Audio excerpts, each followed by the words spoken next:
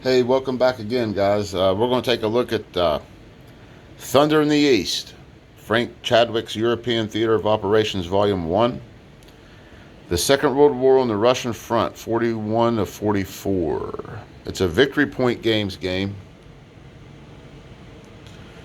I believe I don't think. I think GMT has something to do with it. I bought this off of GMT's website, so I don't.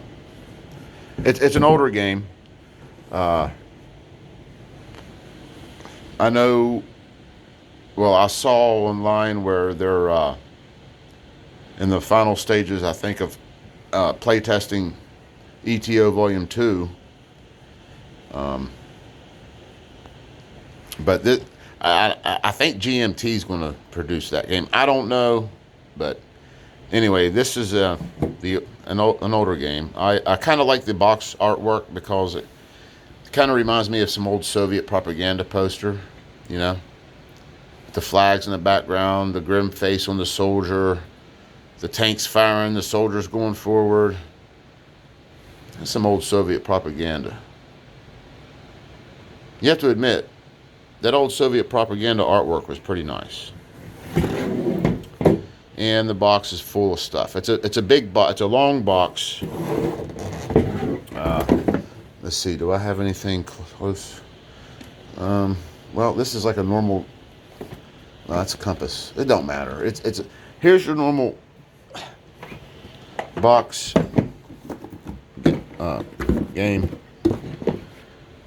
So it's like half the. Well, it's shorter. It's shorter, but it's two of them wide. Whatever. Anyway, it's a long format box, for lack of a better word. Well, lack of a better word that I know. Inside is chock full of stuff. Let's start looking. Well, here we have a bag of dice. You have two black, two red D6s, and then you have some of these special dice, custom dice, with symbols on them. Then you have another bag of custom dice, all yellow with numbers and symbols or shapes on them. You have a quite large brick of cards. They're still sealed. I haven't opened them.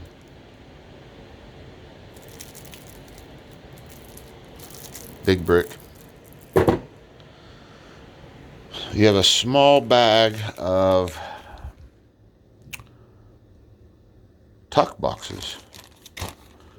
There's three little cardboard boxes that you fold together that you can put put the cards in once you take them out of that shrink, I guess. Axis card, ally cards, and there's probably a fate cards or some weather cards. That's cool. Little boxes to fold up to put your cards in. That's nice. We have these little single-sided cardstock glossy. I guess it's some kind of track. You have Axis available theater reserves, Soviet available theater reserves. I guess these are kept off map with your units on them. They're slick because they're glossy. Cardstock's fine. Then you have two player aids. They're both the same.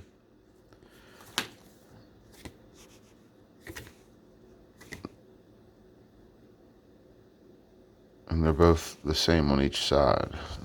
I'm not sure what the benefit of that is. It looks like maybe some kind of sequence of play or something.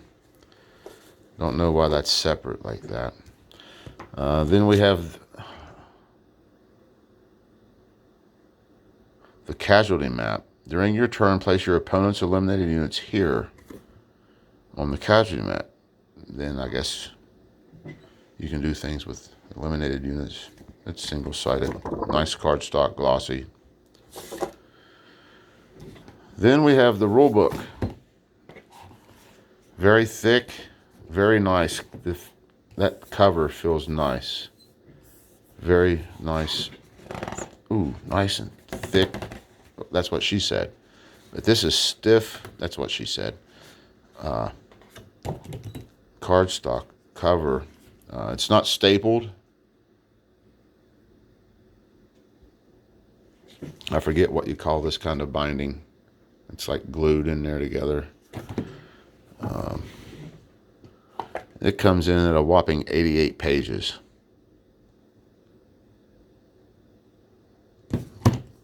And it looks like every daggone, what is 208, 209? Yeah, even the back cover has rules on it.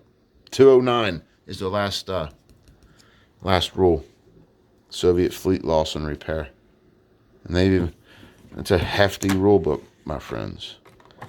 But it's not that dense.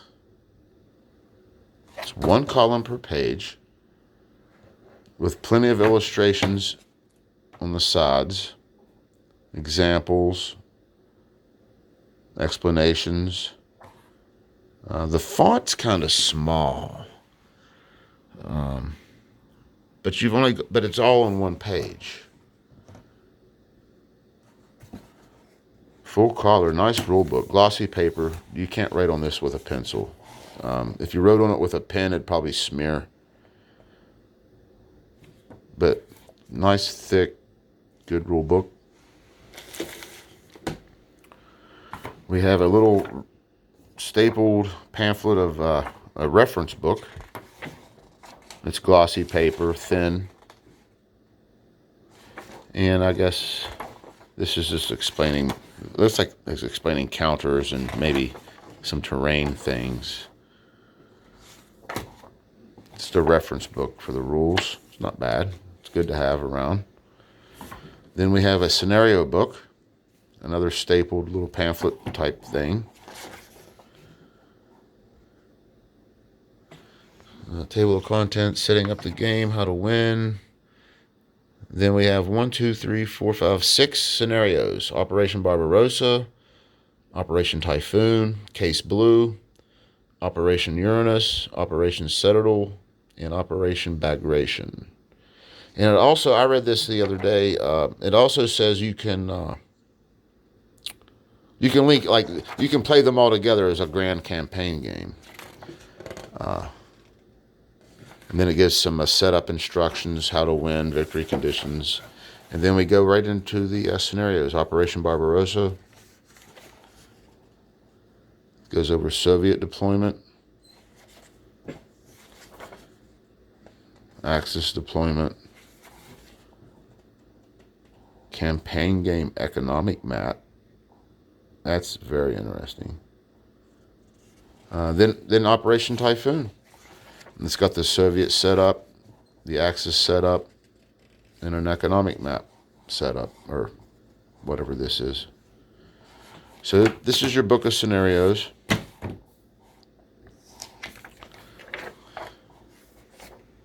Every page is used. There's no wasted pages. Then we get some player aids. We have 2 each of a terrain effects chart player aid.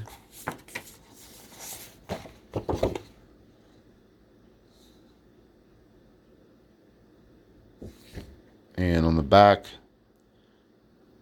is a build calls chart. You get 2 of those, one for each player.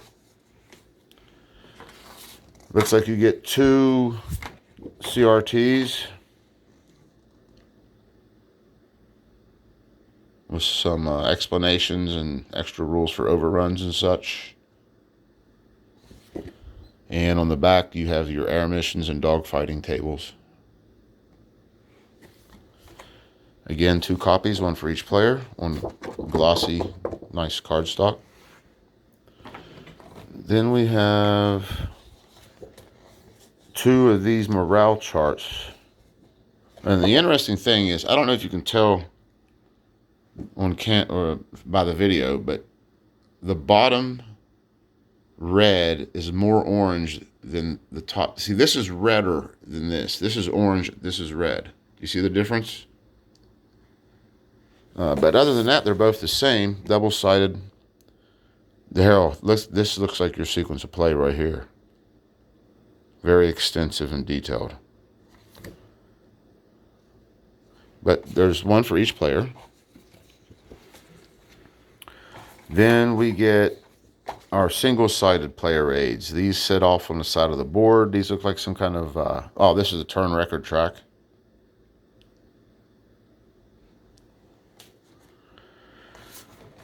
This is the economic map.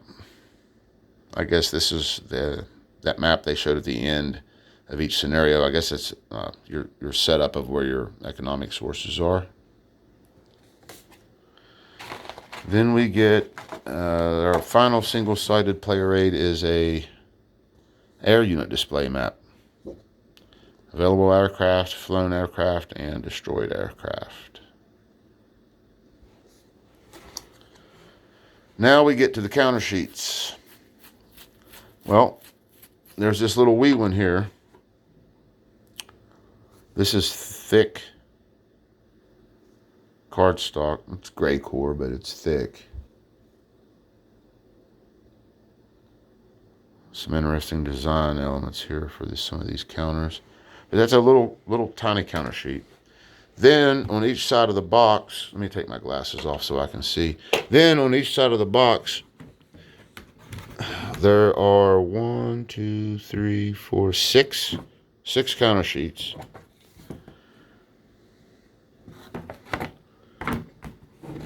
There's 6 on that side of the box, and then there's 6 counter sheets on that side of the box. I'm not going to go through each one of these, but they're all nice, sturdy, thick counters.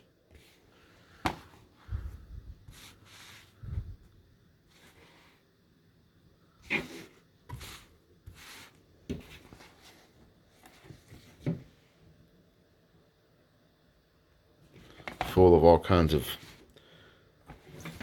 units, administrative counters. There's a ton of them. Then we get into what is this? This is not a map. This is a, single-sided axis display mat, which is as long as the box. You need a big table to play this game. You're going to need a really, really big table to play this game. Because here's your Axis display, and guess what? Here's the Soviet display. Plus all your other single-sided displays that we went over. Plus the maps, which we haven't even got to yet. There's your Soviet display mat. Now here's the maps. These are on stiff cardstock, matte finish. You could probably, it's semi-glossy, but if you really had your heart set on it, you could write on this map with a pencil. Yeah, the card, it's really, it's nice thick cardstock though. I'll open this one out, take a look at it.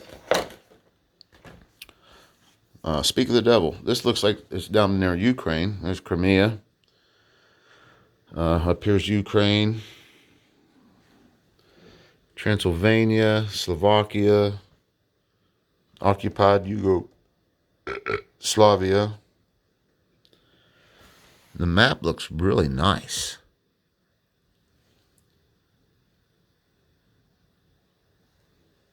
Everything's clear. They got railways on here. No road networks, but they do have the railway networks. Which on a game of this size is probably all you need, or this scope. There's one of them. There's 2 of them. 3 of them. There's 3 of these maps, these huge maps. Let's look at this one. Oh, this is North, Estonia. Up here's Leningrad.